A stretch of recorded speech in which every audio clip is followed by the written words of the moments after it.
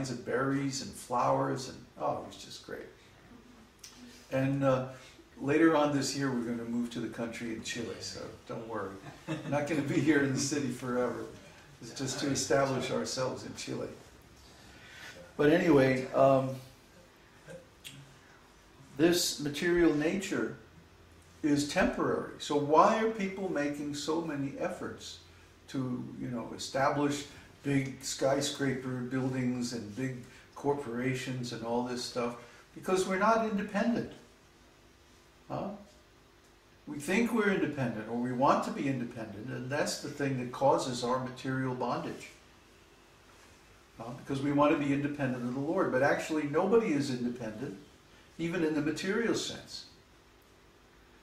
The only independence we have is like, which brand of breakfast cereal do we eat? What kind of car do we drive? Which suburb are we going to live in so that we commute an hour each way to work? You see? None of this is real independence. Real independence would be like us. Oh, we decide, well, we don't want to be in Mexico anymore. Let's go to Chile.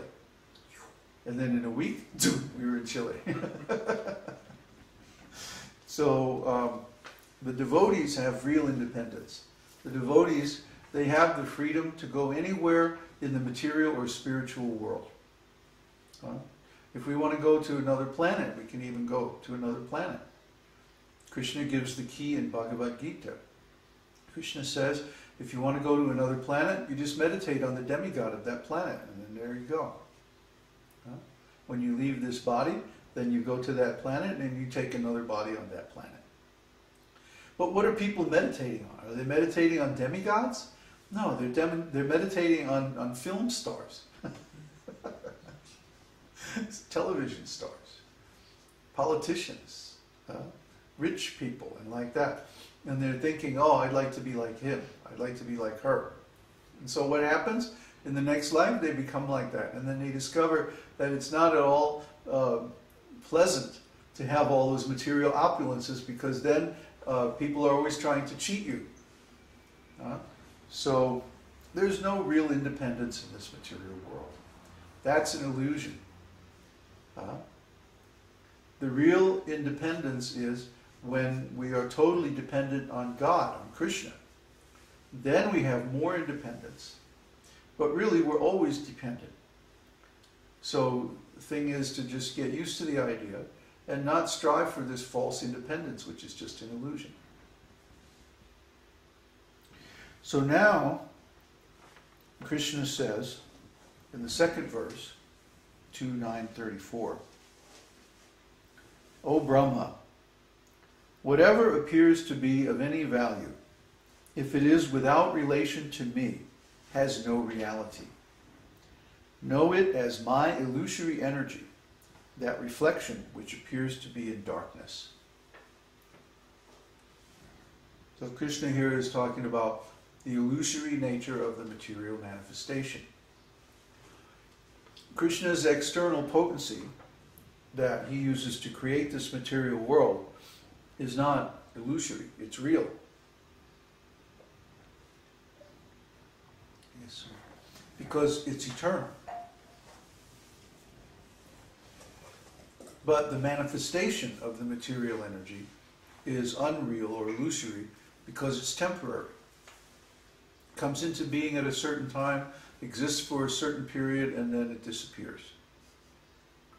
So the illusion is not the material nature itself. Obviously the material nature is real, but the manifestation or the particular form in which it appears is unreal because it's temporary. Bhagavad Gita 3:16, that famous verse that I love to quote, says, those who are seers of the truth can understand that the material things, those things which are temporary, don't have real existence. The real existence is that which is eternal. So that means spiritual things, or things which are based on consciousness.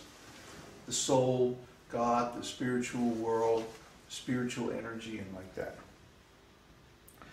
So in this material world, we see so many things that appear to be of value, but have no relation with Kṛṣṇa. So he says, these things have no reality. It's my illusory energy. Illusory. And he calls it abhasa, the reflection. You see? A reflection is not a source of light. Just like if I have a mirror and I hold it up to the sun, the mirror appears to be giving light, but actually it's just a reflection. It's not really the sun. So this is an illusion. If I hold the mirror so the sun is reflected in your eyes, you think, oh, the sun is bright. But then if you get closer, you can see, oh, it's just a mirror. And we have this experience so many times in this material world. We see something that appears to be the source, that appears to be a cause, but it's actually an effect. It's actually just a reflection, or just an illusion. It's not real. It's not real in the same sense as a cause. An effect is always subordinate to a cause. So when we encounter the objects and phenomena, and even people in the material world, they appear to be real, or they appear to be causes, but they're actually effects. Okay? No one can understand the actual source or the actual cause of the pleasure and suffering that we experience in the material world. There appears to be an immediate cause. Oh, the sun is out, it's a beautiful day, I'm experiencing pleasure. Or, no, it's raining and now there's no sunlight, it's dark and cold, and I'm experiencing pain. So those appear to be the causes, but that's only the immediate cause. The real cause is back in the past, in our previous activities. Because of our previous activities, we have karma, including the karma of having to take on a material body and live in a certain location in the world and be exposed to the conditions that are active in that particular place. All of these are determined by our karma, and our karma is determined by our previous activities.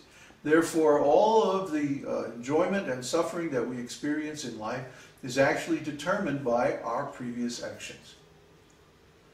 This is called karma bandhana, or karmic bondage.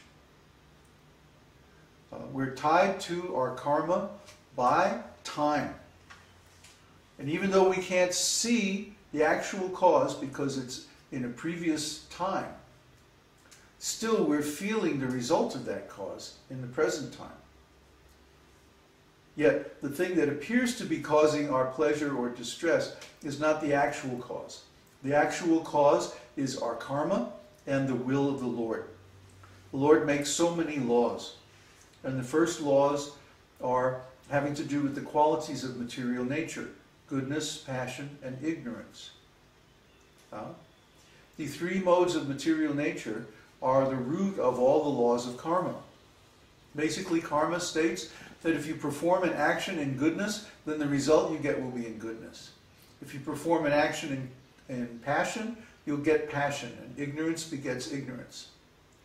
But transcendental activities, activities in relation with the Lord, do not generate karma. In fact, they're a cause of liberation. So what he's saying is, whatever appears to be of any value, if it is without relation to me, has no reality. Because it just exists in time. It's just temporary. If it is without relationship to the Lord, it's simply material. It's illusory. It has a beginning and an end. But the actions that we perform in relation with these illusory objects generate illusory results called karma. We have to experience those results. But actions that we perform in relationship with the Lord are called karma yoga. Yoga means to join, to link. It comes from the word yukta. The same word is used to describe like hitching a horse up to a cart or something like that.